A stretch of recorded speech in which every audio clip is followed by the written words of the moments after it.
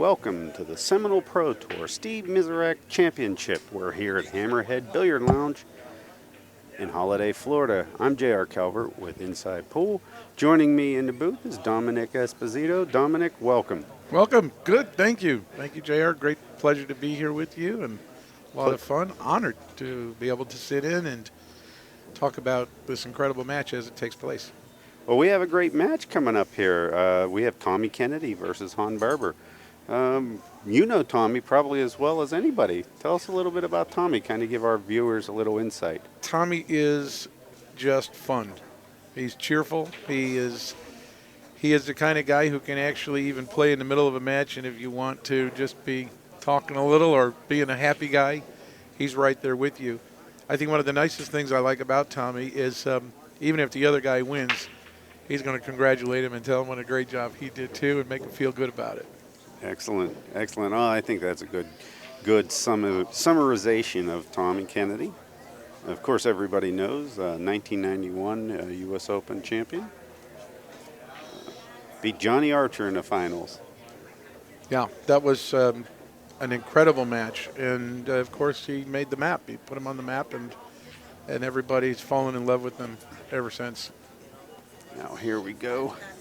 I don't think he's going to inspect his own rack. I think he's already done that. He's ready to get started. And I'm kind of interested to see which school of thought Tommy Kennedy uses on the break. Now it looks like he's going to be going after the 9-ball in the side pocket here for this break.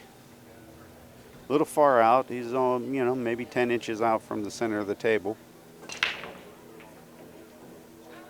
9-ball did miss. He got pretty good action on the rack, but I don't think anything has fell.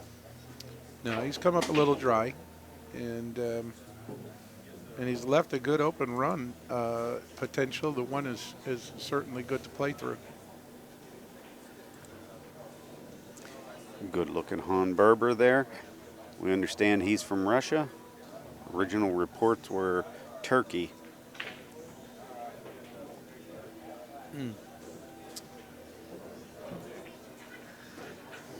I don't know that he wanted to actually play into that 6 like that. It just seemed that he was really trying to split between them. Well, he is studying the table. This is my first look at Han Berber. And he's studying the table with the intention of running out or at least winning the game, finding a lock move. He's not just, beating at the 2-ball now. So something tells me that was a misstroke.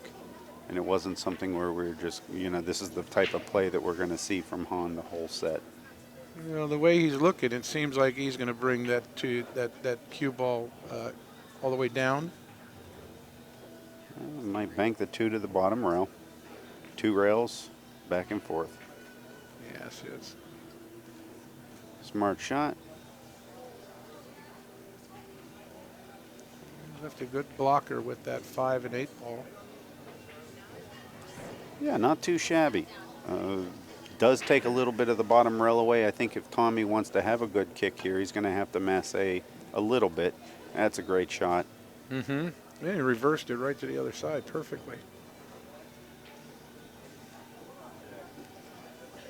Well, he's probably going to have to come in off that side rail.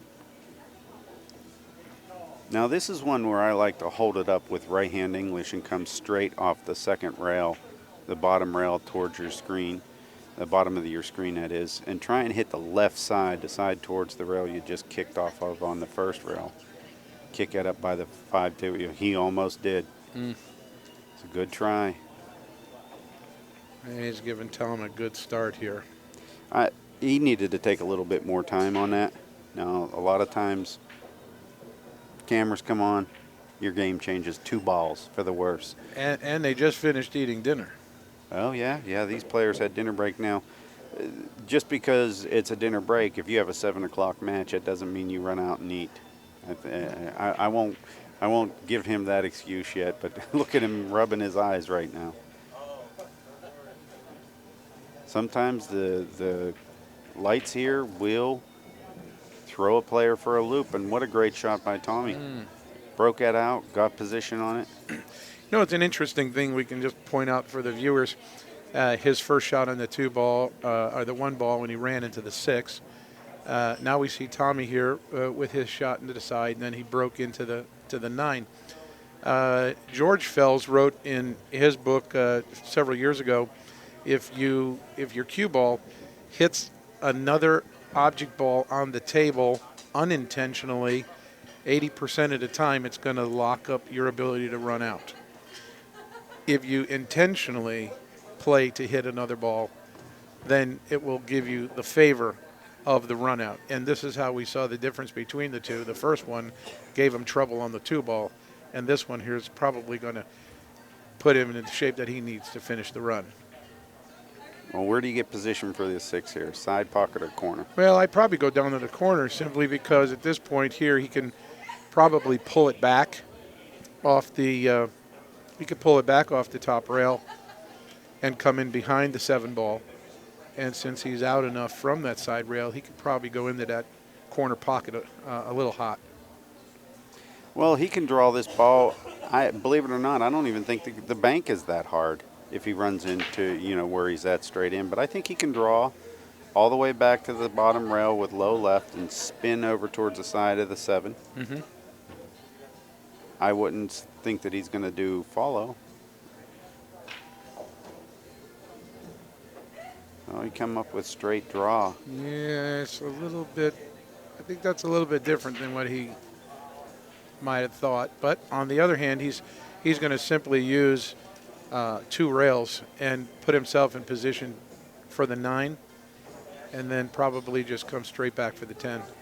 He may want to hit this with a hair of right-hand English just to make sure that he doesn't come across funny and run into the 9. And possibly even scratch off the 9. I'd make sure I get below the 9. I don't like getting above it because of where the side pocket is. Perfect shot. Perfect speed. And now he can follow or slide, either one. Well, that's what a lot of players tend to do. I notice on an amateur level, they would try to slow roll that 7 ball and finesse the cue instead of utilizing the rails and letting out the stroke, which is what he did going to the 2 rails. Yeah, that's definitely a good point. You don't want to ever slow roll a ball, decelerate through the cue ball. It's better to actually use a shorter stroke and accelerate through. Sometimes you tend to freeze up a little when you're put yourself into that almost a pinching mode, and you don't realize you begin to tense your muscles, and it is much easier to just let your stroke float. One of my favorite movies had River Phoenix and Robert Redford in it. A movie called Sneakers, and at one point they had to walk across a room that had temperature and motion detectors.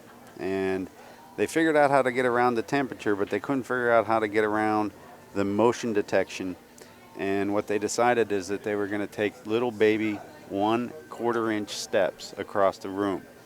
And somebody said, well, why don't we just, walk slow? And obviously, if you walked real slow and kept your foot in the air, you'd be so unstable, it'd be ridiculous. And all the other muscles come into play then. And it becomes very, very obvious that when you want to go short distances and you still want to accelerate, use a shorter stroke. I'm going to remember that the next time I see motion detectors. 1/4-inch steps.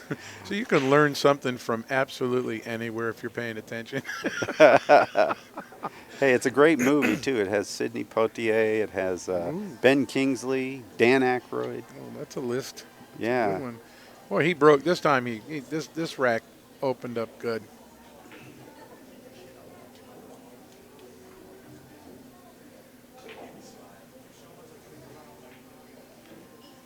He's really in great shape to just come right up on that 3 ball from the 1. Well, I imagine he's cutting us in the side. Go low right. Oh, it did. Missed the ball. And he's left nothing for Hahn.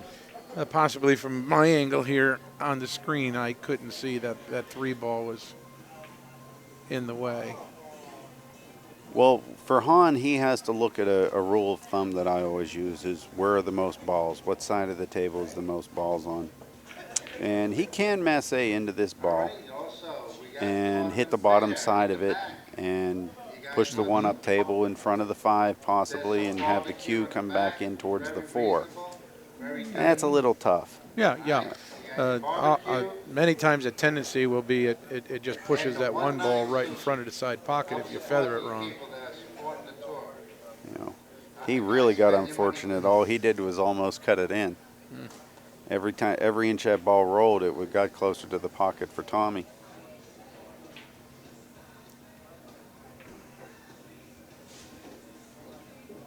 Now, the 4-6 combo does go. Or that's a 6-8.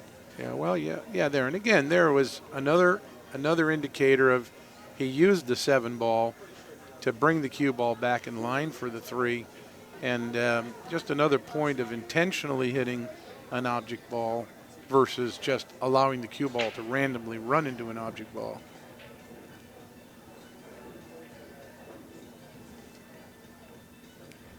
Now, I think that while we're talking about this, he's setting up for yet another breakout on the 5. If he stays on the right-hand side of the 9 ball, I think he'll have enough that he can draw into the rail and the 8 and hit the 8 and knock the 6 near the pocket. I doubt he's going to run all the way down here and get an up table angle on this 5. Yeah, This doesn't make sense to me, unless he's just simply coming over to play safe. I mean, it's a little bit more controlled, but... And again, he might be just planning to creep up in behind that 8 ball and come through it. See, he's trying to break him out, and he decided the wrong angle. He had the wrong breakout. Maybe it couldn't be broken out that way. That might be the best way to say it. You know, JR, this is a setup that comes up frequently where the ball you need to play is frozen right near another, and this is a great opportunity. There's 2 ways to play this, and the first that I'm going to suggest is if he were to hit, from his view, what'll be the right side of that 6 ball, the energy of the 6 would be transferred to the 8. The 6 would freeze right where it is, and the cue ball can take 2 rails, then go all the way back down behind that 10 ball, and then use the option of distance. And right. But of course, in this case, he sees he can use that 8 ball to snooker. Well, I can say this: if he pushes or leaves the cue on the rail there, I think he'd become about an 80% winner from that point. It would take a miraculous thin hit up and down for Hahn to save him somehow. Yeah, I think he can see it. I believe he thinks he can see it, but he just doesn't want to just push it straight out and make it available to make it. You know, he's trying to get back. He's left Tommy darn near the same shot.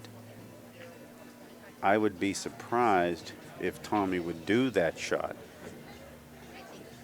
But I can tell you this, if he does, he better hit it really thin. Looks like he can hit it right in the hole. Well, heck, you know, he had more room than what we were letting on. Yeah. Of course, if he came off that side rail first into the 6-8, he probably could have just as easily left the combination wide open. But it looks like this rack is going to be finished soon here. These balls are in pretty good play now. Yeah. He'll just go 8, 9, 10 straight down, 8 in the corner, 9 in the side, and roll down to the 10.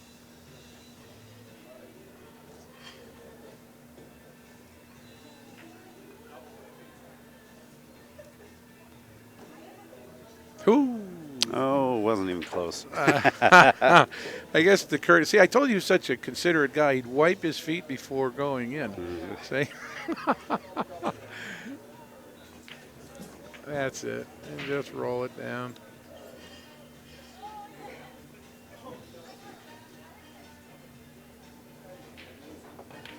You know, as we watched him finish that, it's kind of brings up that point of the 2 main points of not just shooting the right shot, but shooting the shot right. Right. And, you know, unlike 8-ball, 10-ball being the sequential game, you know what your next ball is going to be, so it's not a question of what ball to shoot. But you still always have that factor of, I know I have to shoot that 8-ball, but how do I shoot that right? And many players might have not noticed, but he put some left spin on that cue, which gave that 8-ball a thrust. Many players would have tried to just feather it in.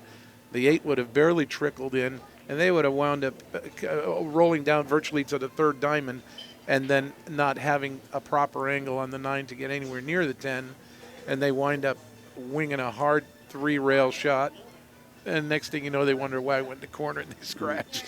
Right. So that's key, to just watch what these guys are doing and realize, and for those of you out there, if you have a notepad, you might just take even 2 or 3 of the shots and record the pattern of the path, the cue ball path that they chose to play out that run. Set up that 8, 9, 10, the way Tommy had it to run that last rack, and put yourself through the paces of seeing how it would feel to actually have to play that out. Well, Tommy's made the 3-ball on the break, and he's not going to like his shot on the 1 as much as he'd like to say. My head sign in the back there. Great massages right there. $1 a minute. Don't see valve.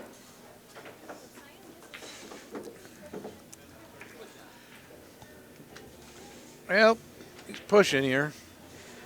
Well, I imagined he would. Just freeze him up on the rail and make it certainly inconvenient to hit that cue ball into the 1 with any degree of control other than rolling it.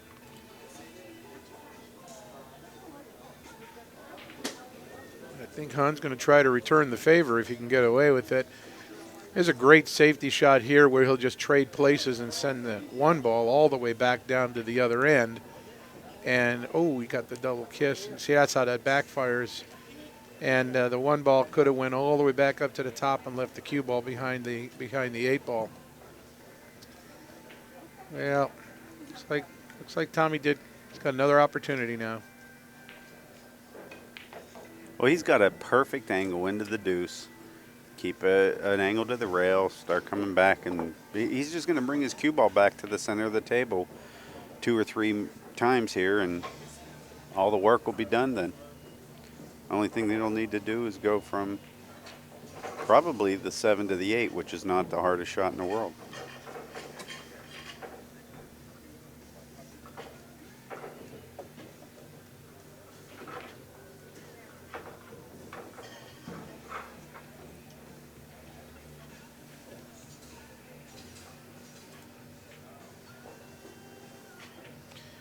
He'll just slide straight out to the side for that 6-ball. In each case, he's going to just leave enough angle for each shot so that he can move that cue ball around into position.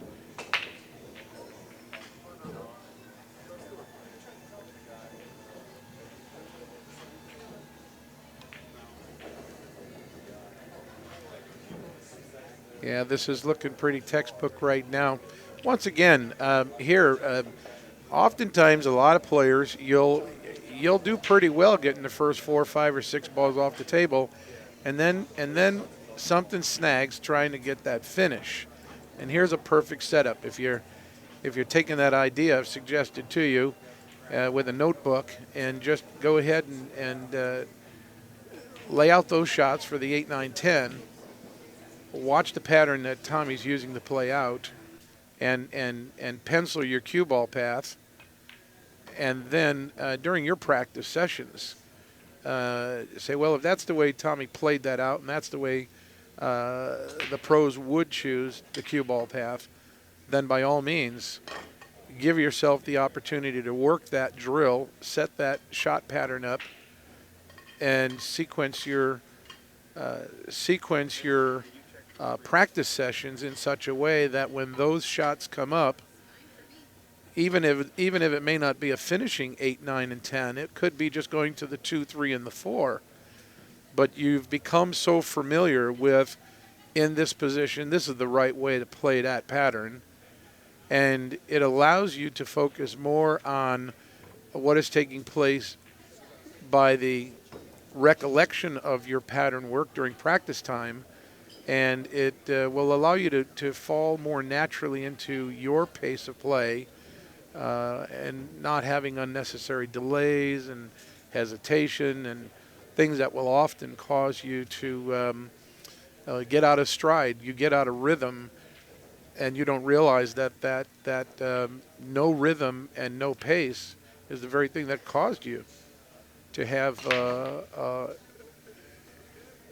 your faults.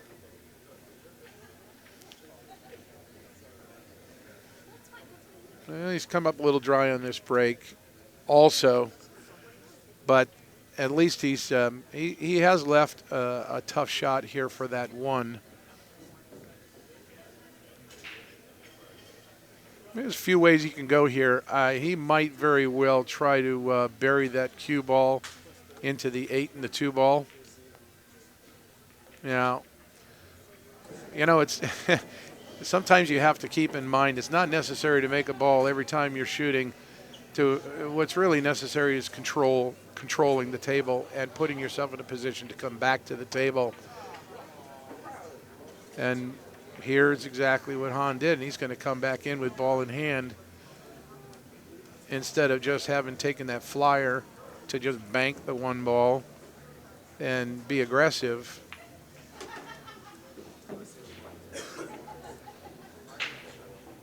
Now he's put himself in such a perfect position to actually take on this whole rack.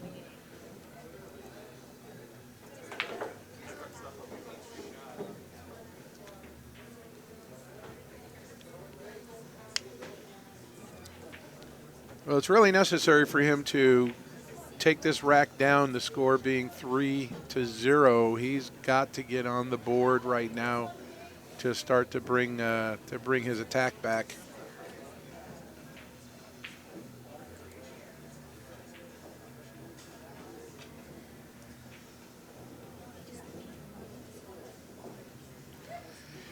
See, he's already thinking about the 5 ball from the 4, and oftentimes, if you're wondering what your mental shot selection needs to be, one of the simple rule of thumbs would be work with 3 balls. It's the ball that you're shooting on.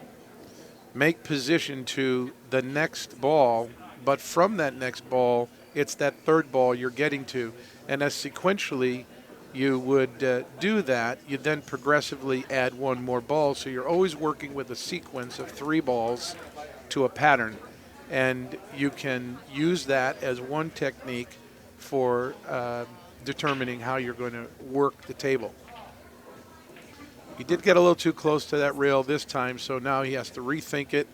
And don't be surprised if he doesn't consider the possibility of coming back and taking a 5-10 combination out of this, because otherwise he's not really going to have a chance to do what he could have done to bring that cue back off the rail.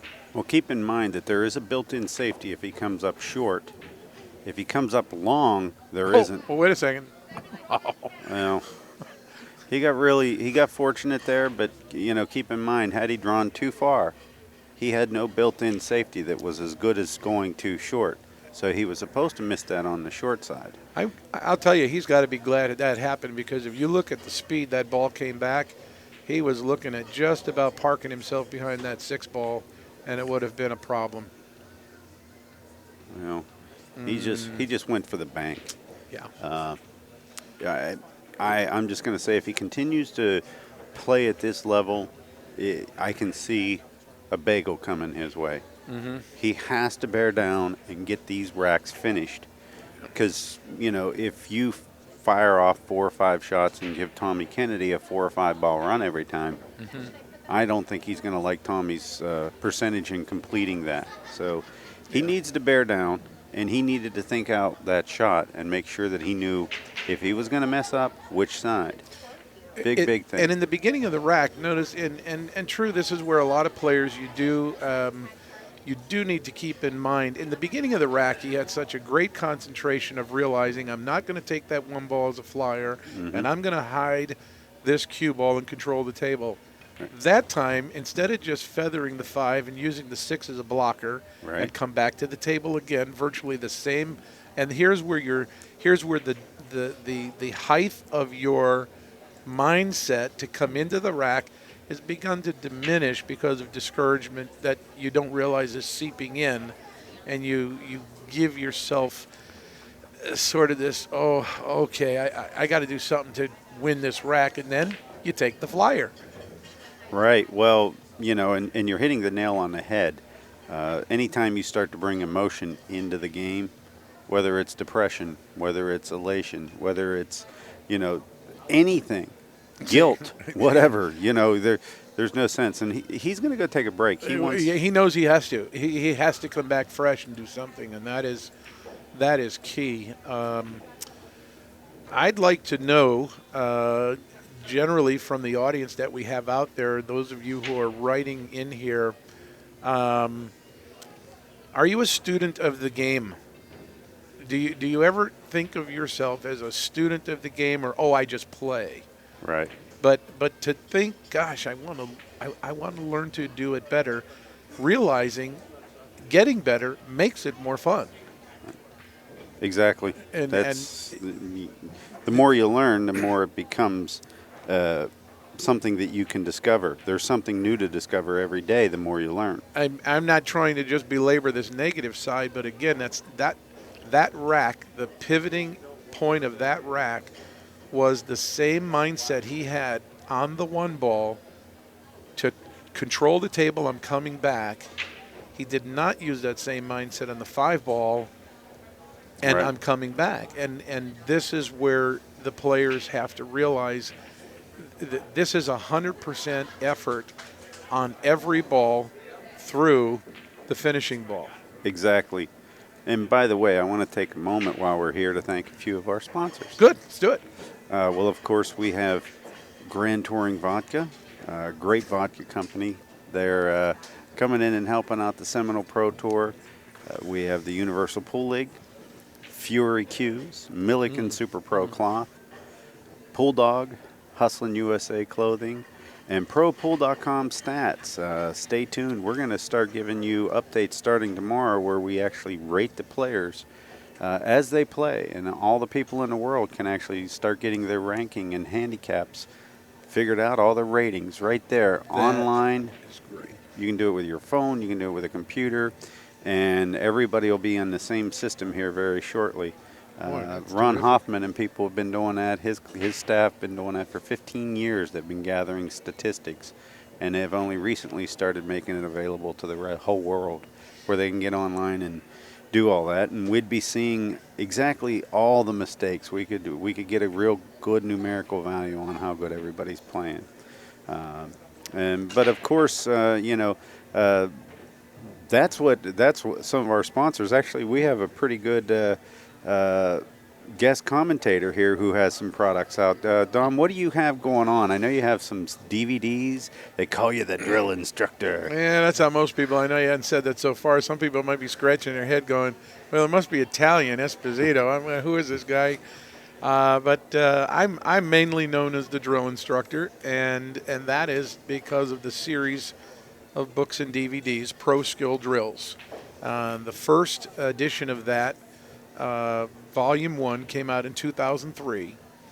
And just this last March at the Super Billiard Expo, we brought out Pro Skill Drills Volume number 8, Time Out. Every one of the issues of Pro Skill Drills does something entirely different, and it just builds into the whole sequence of how you play. So I'm an instructor. I'm a coach. I'm grateful to be ranked in a list of some of the very best teachers in the world, and there's a top 20 list, and I'm grateful to be on that list. I am. One of the young men in this tournament is one of the gentlemen. I'm his coach. I don't know, should we say his name now, or we shouldn't say his name? Yeah, by all means. I coach Hunter Lombardo, and he is just such a great young man. He does learn a lot from a lot of people, but we spent a tremendous amount of time together honing the perfection of what he produces for the level that he plays at. But Pro Skill Drills is is a series of books and DVDs that are just exactly what they're called, drills. I don't do a whole lot of talking about how to play pool and tell stories about games of pool. It's just drills upon drills. And so maybe a little bit later on in the match, I'll tell you a little bit about what's in some of those. But the very things that we're watching here in this 10-ball match, and I think the simplest thing I'll do to associate the point of talking about pro skill drills is just as a musician practices scales to master their instrument. And by mastering the scales, you could play any song. Right. And when you've mastered the drills, you can play any game and play it well. And in the heat of the battle of such high levels of competition as we're looking at here, to the joy and the fun of just good league play, when you can come to the table and see the drill, you could see a shot you're working on and go, gosh, that was in the drill that I was working on this week. All of a sudden, the levels of tension, they dissipate, and you can go down and do something you've been familiar with. And, Sure. and so drills have such that kind of a benefit for you. He did put that 7 right aside. I'm telling you, he's locked. He's zeroing in on that break, and it is really working for him. He really is. He's trying to make that ball behind the 1 ball. And most people, if you tell them that a pro's playing a ball off the break, they kind of, yeah, right. But that's what happens. These pros are playing to make a ball, and they're playing position. Tommy's going to roll out here. Again, he's playing smart. He's just going to go ahead and add to the clutter.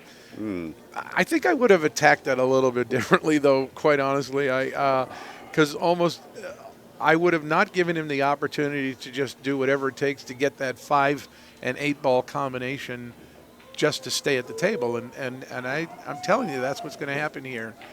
He's going to take advantage. Nope. Okay.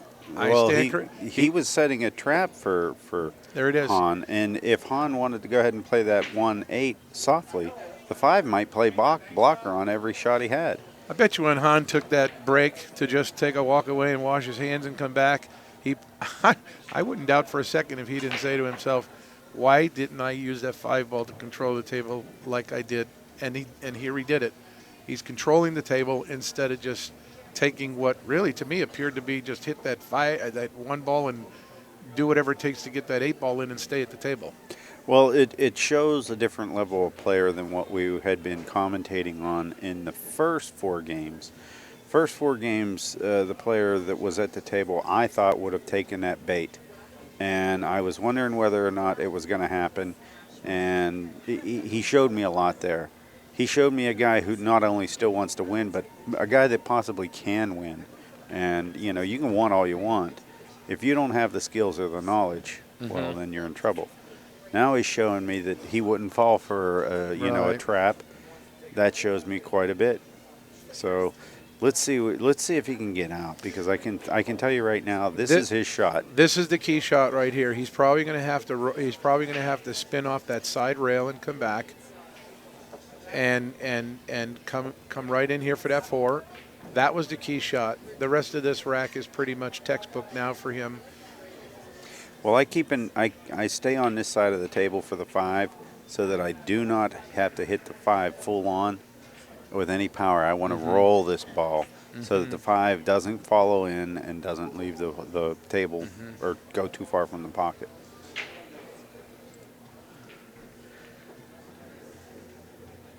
Huh? Yeah, if you allow that 5 ball to have enough roll, it's always going to follow in if you have a straight hit. But it was so nice. He left himself so that if the 5 did or didn't go, he didn't put himself in trouble.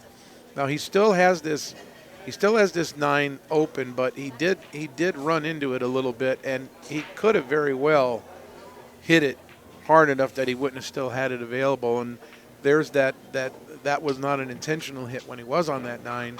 And I really encourage our viewers to realize if you're going to run that cue ball into another ball, make sure it's on purpose. Otherwise, it'll backfire almost every time. All right. Okay, he's on the board. I agree. He's on the board. And Yeah, you know what? That he had a little more step in his whole pace, that whole rack. yeah, he certainly did. Yeah. He certainly did. Well, it looks like he's going to take his time and make sure the rack is pushed up perfectly. And he doesn't like what he's seeing. Watch him shake his head. The balls are moving a little bit on him. He's going to go for this rack. Well, you know, we just this last week we recovered all these Pro 9-footer diamonds with the new Milliken cloth as one of our sponsors, Milliken. And using that Delta 13 rack, another one of our sponsors, you have such a great advantage to get a tight rack. He's Oh. made a ball. he got a slopped good- one in. Yeah, he got a good kick there. He needed that. He really did need that. Okay, here we go. We come back to again. He's got another one-ball situation that's not easily made, and it puts him in a position where he's got to do something to control the table. Well, he's got to run it around this stack of balls, miss them, and not leave an easy kick. Now, Boy. Tommy should be able to go 3 rails in behind this one, knock it past the 5 ball on the way back, and walk that cue up into that 247. Oh, he clobbered that one. Wow! Look at this great roll. Oh boy, yeah. You know he got a good. He hit that 10 ball clean, and it punched him straight out nicely. That was a great roll. That really was. They do not roll that way every time, folks. Another sponsor I want to make sure that we mention here is Kamui Tips. They've been giving away a free tip. First 50 folks that sign up for the weekly pay-per-view pass are going to get a free tip from Kamui. And they're making not only a great tip, but a great piece of chalk as well.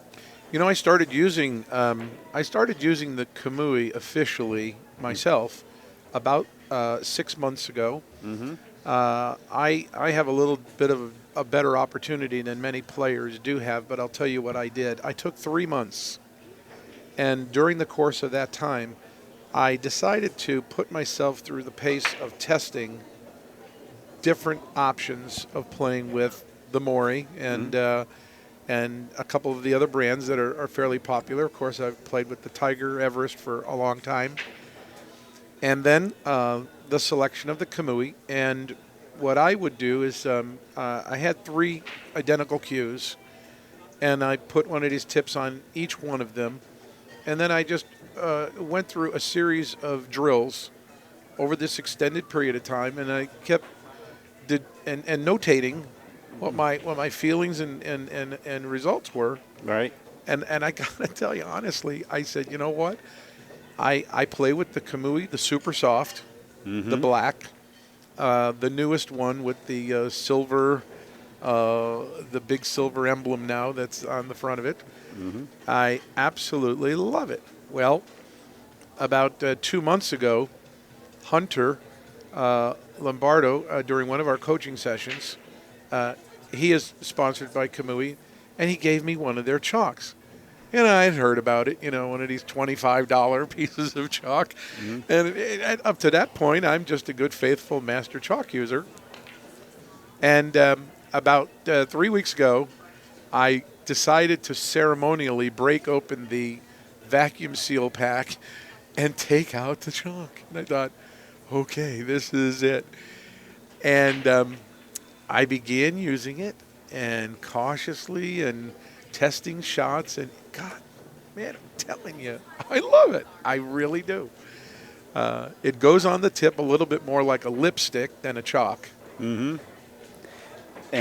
it really grabs the tip. Yeah, I love the feel. You know, the cue ball, I mean. It really grabs it.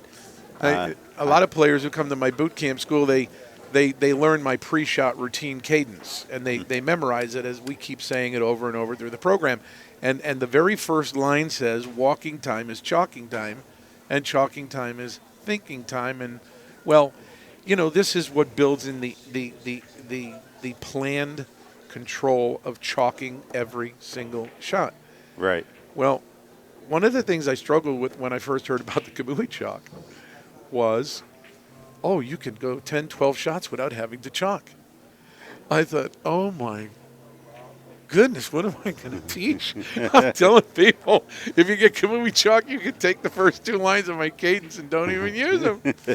I was talking to a good friend of mine, Nick Avant, great pro, down at Q Sports in Thibodaux, Louisiana. And I told him this just last week. I said, you know, Nick, that's it. I am a firm believer in the Kamui chalk. I love it. The best thing about it is if you don't have to chalk up maybe every 7 or 8 or 10 shots, he says, oh my gosh, I got to use that because I forget to chalk so many times. So there's one of the advantages of the Kamui chalk. For those of you who forget to chalk, well, you've been watching Tommy just textbook this rack right out through the 10 ball and putting himself right ahead where he wants to be. Well, folks, we're going to take a short commercial break here. We'll be right back.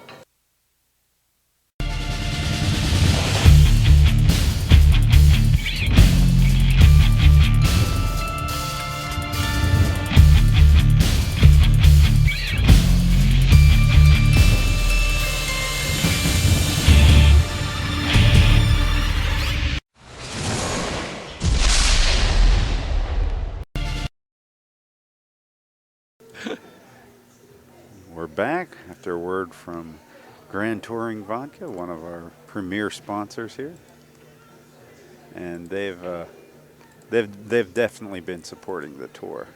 We're glad to have them on board. You ever get a chance, your bar isn't carrying it, your pool room isn't carrying it, you ever see it at the store, good, pick some up. It's actually pretty good. But back to the match, Tommy has come up making a ball. Little bit of a thin tester on this, but this is one of those weird racks where everything's on the rail. Here's something that happens a lot I see in my coaching and training. A player is going to not want to get this mechanical bridge. He's going to get teased by somebody who's telling him he's using the sissy stick. He's going to try to reach and try to wiggle and push. Right. But I got to tell you, players, you've got to learn to use that mechanical bridge. You've really got to consider the investment of your cue extension, and this is these are just the tools of good play. Sure. And, you know, learning to use a bridge correctly is an art in itself.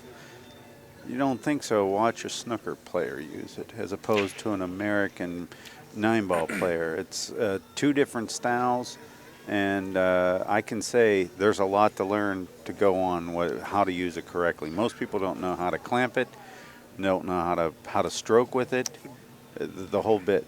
And I probably, you know, it's there's a list of things that most pool players never practice. Most pool players never practice using a mechanical bridge, literally just going around the table, setting up shots, where you spend an hour learning to become completely proficient with that device. A lot of players don't practice shooting safeties. A lot of practice, they don't practice jumping. And many times in the middle of a game, and they realize what they have to do, and then they pull it out only at the last moment. And many times they're disappointed that they don't get the result they should have had, and that's because they didn't put the time in during a practice time to get very comfortable and proficient with that tool. It's huge, and you know we could get into all the different techniques, but one of the best techniques that I've seen is when people actually get out and practice stroke with the bridge into air. They kind of loosen up their arm because it's actually the exact opposite of what you have probably been stroking. One is Very a stroke much. that's away, and one's like you're throwing a dart, and the other one's a pull stroke. And you know, those 2 different actions, you know, alone require a warm-up stroke or 2 for me to feel good. A couple of nights ago here in the meet and greet, or was that last night, Wednesday night? That was Wednesday night. Yeah, Wednesday night. One of the ladies walked by and said, "Why did they draw the cross on the spot?" And there was another gentleman standing next to her who was, I could tell, easily in his 70s. And I said to her, I said, well, here's a couple of reasons why we would use those lines in on the table. And as I began to explain, in case you had to spot up a ball and you had to spot up so many balls, and then if there was no more room to spot to the bottom rail, you would spot ahead. And almost simultaneously, I was about to say to her, many times that can come up in a game that's called straight pool. And the other fellow at the moment said at the same time, he goes, well, when you had to play straight pool, that used to have to come up often. Mm-hmm. And a lot of players, they call it 14-1, continuous play today. But straight pool was a game where you oftentimes could have to spot balls, and you had to use those lines to keep things in line and straight. Sure. Yeah. Now in straight pool, they'll even draw the rack on the table at times, so that, because there's times when there's balls that land in the rack, stay in the rack. Right. I wonder how many of our viewers out there, how many of you do play straight pool, or even practice playing straight pool, and you understand what it takes to run a rack of balls with the skill of a straight pool, format. Mm-hmm. That was the day of the game, though, or the game of the day, years and years ago. But today, what we have in 10-ball and 9-ball and other games that have been played, every great game and the greatest skills were always all incorporated in the game of straight pool. Right. Combos, kisses, caroms, throws. Everything. And you see Tommy Kennedy flipping his score over 6-1.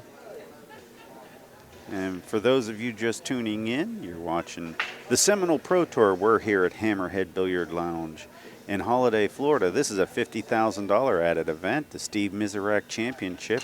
I'm J.R. Calvert, and joining me in the booth has been Dominic Esposito. It's 6-1 between Tommy Kennedy and Han Berber.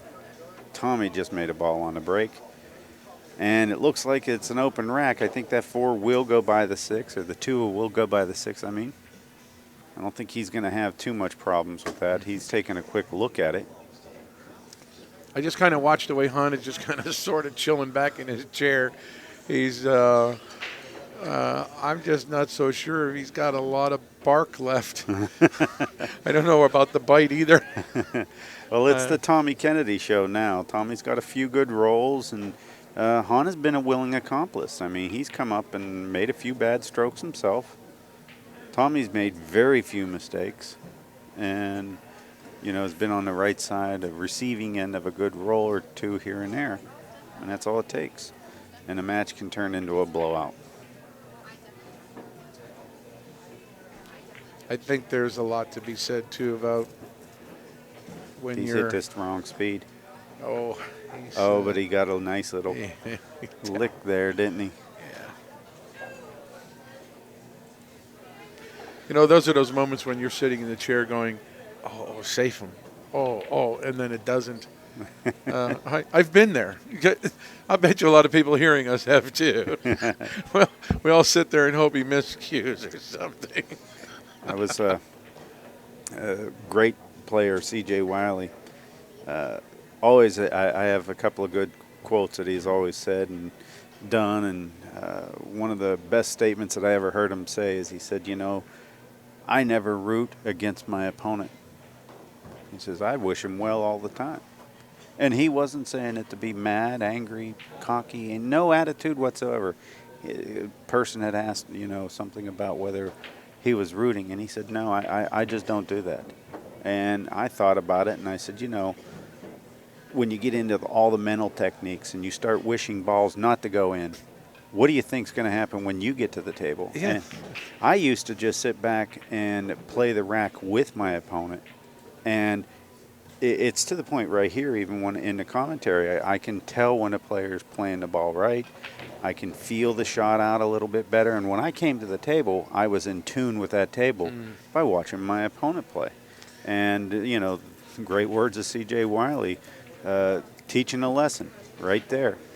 Yeah, and when you're up 7-1, you're relaxing a little bit as far as the tension of the match. Right. You don't let up from the fact that you will execute your strategy, but you're not really feeling that your opponent's breathing right on your neck, and you can't let up for a moment. So,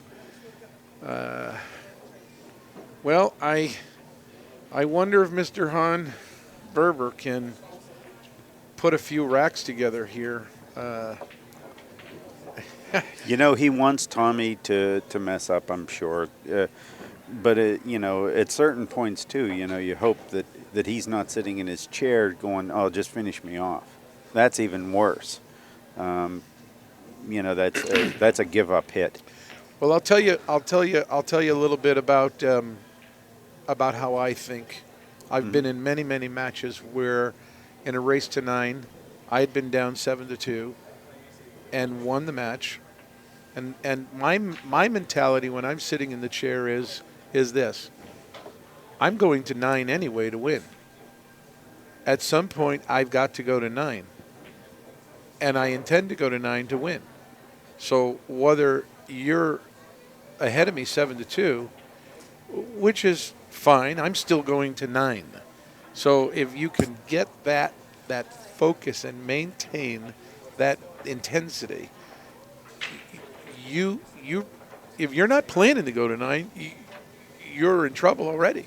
Right. So when I see him down 7-1, I've always been one of the kind of guys that likes to go, gosh, I bet he can come back. That would be so great. You know, I turn on a television set and I see who's playing, and the team that's down, I go, okay, come on, you guys can come back. I bet you can win, just because that's so exciting. Now, what would happen if this match went hill-hill?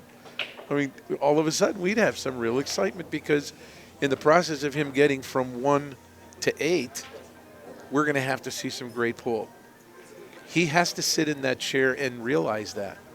And so I say these things to you for our viewers also to hear. There's no point, as long as the match is not over, there's no point you give up. There's no point you don't think, wait a minute, I was planning to go to 9 anyway. I still can. And you give it all you have. You don't give up and figure you're going to come back tomorrow. Oh, he might. Oh, I thought he might have got the 5-railer going on. Well, I even have a little something to add to that, and it's you know, and I agree. I use that mentality quite a bit. I stumbled onto it because I had a guy who would not shut up when I played pool. He talked. He got on the, you know, just start talking stories whenever I'd be playing pool or anybody be playing pool, and he was a good player. It's just that he didn't play anymore, and he always had a really, you know, crazy, obnoxious story on how he beat somebody here, beat somebody there.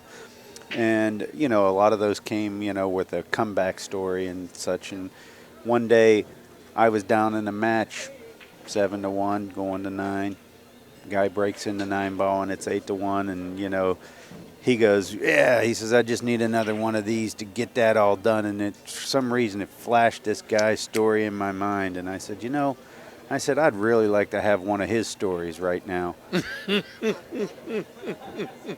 And when I broke that 9 ball in at Hill Hill, it was one of the best feelings I'd ever had in my life. That's it. You see, and that's it. You have to have that little victory in your life. In my book, Boot Camp, I have a section in there on developing your mental skill. There's the pregame mental preparation and the act game mental preparation, or continuum. And in the pregame, I have a technique called EVAPPLE, EVEAPPLE, EVAPPLE. It's an acronym that stands for Enjoy Visualizing Executing a Pool-Playing Life Experience. Okay. So before the match, you get your moment alone in the bathroom. You stand there, wash your hands, clean your face. You look in the mirror, and whether you close your eyes or you look at yourself, but you enjoy visualizing executing a pool-playing life experience, and it could be for anything that comes to your mind, and you did that. You really are. And for you, that comeback, at that point, you have begun to bring yourself into that mental zone because you can enjoy visualizing that was your story, and your story can never, ever be taken away from you. Excellent. There's no reason you can't keep that high. as you're getting ready to come in. Now, he's got one here where, a lot of players are not sure how to make this kind of shot. If it's frozen on the rail, he's going to want to spin this with a good, strong inside English and kick the 7 in. Of course, one of the main concerns he's going to have is that cue ball is going to go straight down to the corner pocket. And what he's really trying to hope is he can kick it in strongly enough to hit that side rail so that he comes back. If not, he's going to control the table, play smart, and come back. And look what he did. See that? Put him right on the 8. There he is. He played that 4-5-6. He played so well up to that shot, he felt confident to keep control of the table. Well, he's making Tommy work for every ball now. And, I mean, had he put this full court press mentality on earlier, he had even a better chance to win. It doesn't matter how good you play. If the guy only needs one game, you might have a hard time winning just because he's going to be delivered a game just by opportunity and nothing that you did. But hey, he's got a long road to hoe, and let's see where it takes him. But we're watching the early stage of how the comeback develops. He did not get into that position by accident, and he is still controlling the table from where he left off from before that safe. Sure, I agree. And, he's a little bit out of line here. He wanted to be down another 5 or 6 inches here so he could roll forward with this shot. And keep it simple. I hope he doesn't run into this 10. He's going to have to hit it, but he's probably going to push it across. Oh, okay, good. From my angle, it didn't appear, but you know what? I think I think he's getting a little bit of a second wind here. And if he deposits this ball, Shay. Well, we may be watching Tommy Kennedy get a hill here. Okay.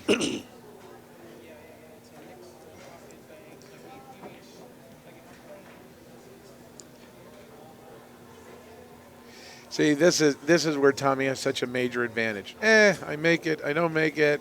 It's one game, but so I can fire it relaxed. And when you can shoot with a relaxed stroke and not be afraid of giving up a game, then you can just let it happen. And oh no. Well, I used to call this shooting before the shake got to the end of the stick. And I think what we're watching Han do is he's trying to use rhythm. He doesn't want any negative thoughts to pop up into his head, so he's just shooting as fast as he can and making the shot. Yeah. A nice shot. Yeah, he did need that 2 shots ago, but nonetheless, this is the potential of bringing something back, and we'll see. Take a short commercial break here, folks.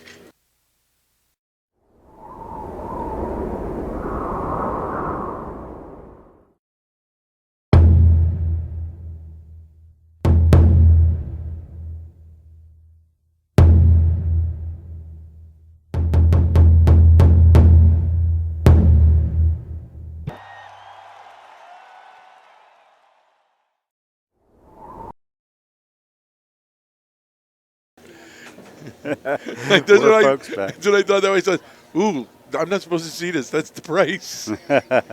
No, not quite. Having a good chuckle. About .98 on the side of the Kamui. What does the .98 mean? I think it's version.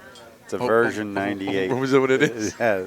Well, that's a good comeback for if somebody says, "What are you charging me $25 for?" It says it's 98 cents. Okay. Well, I'll let you take that up with John. Okay. John Bertone from Kamui. Great supporter of pool. Great guy, too.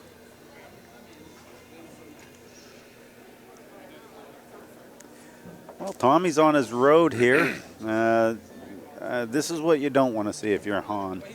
Han is not wanting in a comeback to see a dry break or an opportunity that's given to Tommy before it's given to him. Right. Yeah. Right now, all Tommy's really concerned with is how I'm going to get on that 3 and 4, And if I get on that 3 to the 4, the rest of these balls are pretty much in. He's probably going to leave himself enough angle, and he's going to pull it back 2 rails.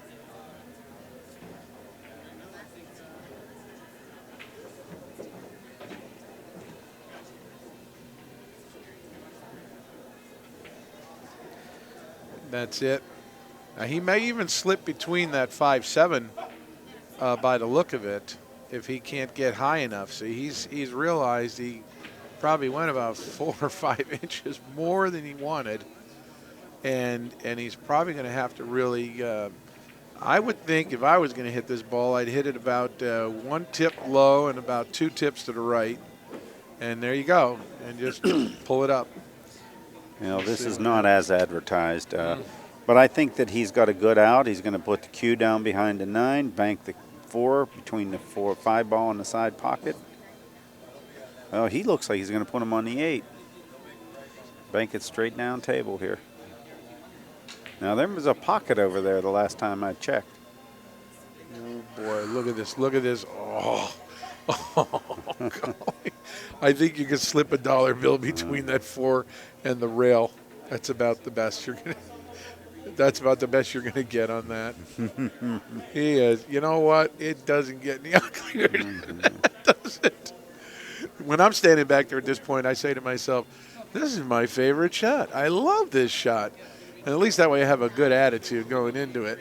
Right. Good hit. Okay.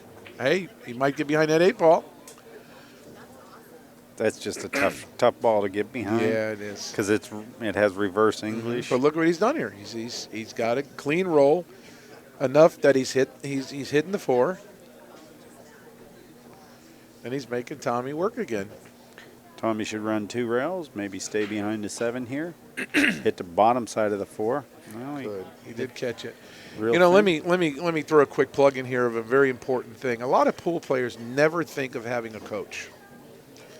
And of course, today we see that in virtually every great sport, these greatest players all have good coaches: football, basketball, baseball, and so on. And a lot of pool players don't really subscribe to having a good coach. And whether it would be at the end of this match, when his coach would sit down with Han and have a talk, or even if he were sitting near him during the match and they had some signal between them, where that coach is reminding him of things, is not, pay attention, tighten up, shape up, things that just help encourage his mindset to keep him pumped, to keep him on edge. Well, here he's got another chance to just take this one out. This whole, and oh my goodness. He's very fortunate with that leave. I don't know if there's enough spread between that 7 to make the cut.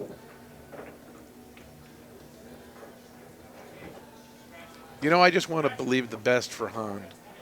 I guess that's what I'm trying to say here. I just want to think that.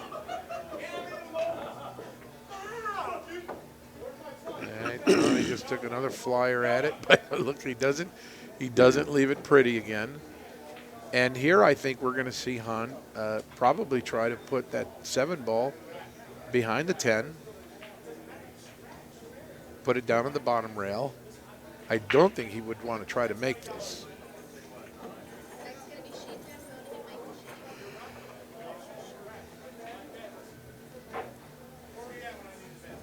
Okay, or the cue, either one. Just as a reminder for those of you listening, and as the drill instructor, I'm always in the teaching mode. When you're playing a safety, pay attention to the roll of 1 ball. In that case there, you're either going to pay attention to what the 7 does, or you pay attention to what the cue ball does, and that's where you put your focus. You put it on one of the 2 balls that you're working with.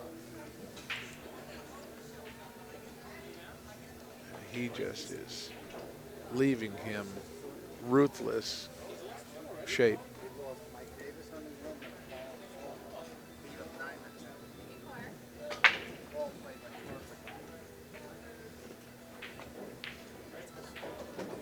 Oh, buried that one. Yeah, Nice shot. That was just great pro control. He's got the skill. He's he's not here by accident. There can't be a single guy in the lineup of the players that does not have the capability of bringing what it takes. So, Right. and then we see that shot, and it's in there. He's got it. Well, he wanted that ball to travel a little bit more here, and again, he has to make a great shot to keep Tommy Kennedy from getting on the hill. Yeah, he's going to have to take this cue ball 3 rails, but he's got to focus on making that 9 ball go down.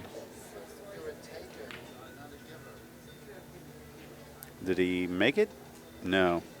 But I do believe that he's left 2 of the easiest shots in the world for Tommy Kennedy. So I'll go out on a limb. What the heck? I think Tommy's going to go ahead and clean these 2 balls Let me off. see how much money I have. I might even give you odds. You hit that 8 so fast, I don't think the 10 was in the hole yet. That was a little quick. Hey, that's the beauty of live TV. I can always take it away if he'd have hung that ball up, Wow. Well, Han is not defeated yet. Look at his body posture. That's very important, folks. Yeah. You never, ever slouch in your chair. Breathing in your chair supplies your mind with oxygen, and you have to be on it. So He's got to believe he should have won that rack. He's got to know he should have won that rack. He's not finished. Well, this is kind of where you have given up, or you just turn it on and you don't, and you're just willing to die trying. So I'm really hoping to see a great rack here. If Han gets a chance to get back to the table. See how I want to believe in that guy who was behind. I just believe he could do it. Come on, you can do it, underdog. Well, the 2's going to get real close to the hole here for him, but it might be tied up. Well, speaking of dogs, Pool Dog is such a great sponsor of this event as well. And for those of you, every month I write an instructional article that goes up on Pool Dog's website. If you go to Pool Dog, you can look up right on the directory to drill instructor, and there's a number of great drill lessons there for you that will challenge you and put you through the paces of building your skills in a great way. And truly, get a coach. Get somebody who can really help see what you can't see about what you're able to do. Oh, yeah, definitely. There's Got an interesting issue right there. I think that issue is now a non-issue. Okay. I was pointing to the 4 and the 9 as I was talking about the issue. Thanks for saying you understand what we're talking about out there. Some of my videos, even though they're a good full 2 hours long each, and I'm really shooting all the drills but there's a point where, if I got a long, extensive drill, at some point when I feel like, okay, you got it, we just kind of breeze ahead a little bit and get to the end of it, because by that point you get it, and that's what we're doing there. There's a couple of things we're saying here where I think you get it out there.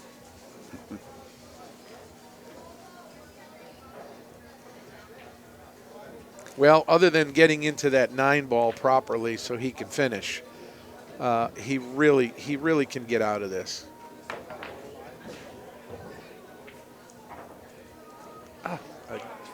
Now that's He did it again. It's a very tough shot, though. It's deceiving. Sure, pocketing the ball is easy, but it's all about the position, and the position is not as easy as what you'd like. By the time you get to where you want to be, you've already opened up an angle too much when you have a ball that's I think his positioned in the intention rail was, like that. I really think he intended to just try to power draw to pull that back. And he caught a little rail he didn't expect, and that's what threw him down there, because otherwise there was no need to jack up like that. He could have just simply rolled that ball and brought the cue two around. But I think he had a different way he wanted to play that. And he got a little fortunate here, unless Tommy could feather this one. I think he's going to go across this 5 ball, go on to the 7. I mean, he can try and feather it and maybe even Watch make that the 10 ball. Watch that 10 ball. That's what I'm saying. Watch that 10 ball. Hey, listen, don't mind me. I get pretty excited about sports play. Somebody riding a 10, that's riding a blue cheese.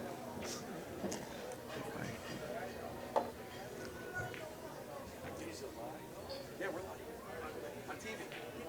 Yeah, on stream video. We're on. Well, Oh, that was great. Okay. folks, we're back. This is fun. We are actually live. That's funny. Somebody actually just walked up to me and looked at me and says, that's why you put me on mute for a moment. He goes, are you actually live? Are you? Yeah, can you believe that? We really are. Technology these days. Oh, my goodness. What's that? Oh, look at it. Okay, that's it. Look what he did. You know what? I'm just going to say this one quick thing and then say our goodbyes. It's not over until it's over. I just never ever. That's just so I would players make a choice. Either you're in or you're not in, and I just believe I want to see an end, and that's it. What happened here? He made the 10 ball. He has made the 10 ball. The set's over. That's fair. Folks, we want to thank everybody for tuning in. I want to thank Dominic Esposito for hanging out with me and having a good time. We hope you come back, Dom. Thank you very much. This was fun to do, and I just love sitting with you and chatting. Thank Excellent. you. This was really Excellent. great. Thank you. Well, we want to thank all of our sponsors, Grand Touring Vodka, the Seminole Pro Tour, of course, Milliken Super Pro Cloth, Fury Q's, Kamui, Pool Dog, Delta 13, Hustlin' USA, and by all means, ProPool.com. Folks, stay tuned. We're going to have Mike DeShane and Shane Van Boning coming up at the 9 p.m. time slot. Thanks for tuning in, and we'll give you some live pool coming back here in about 10 minutes. And get to work and do your drills. That's an order. You heard it. Practice, folks. That's an order.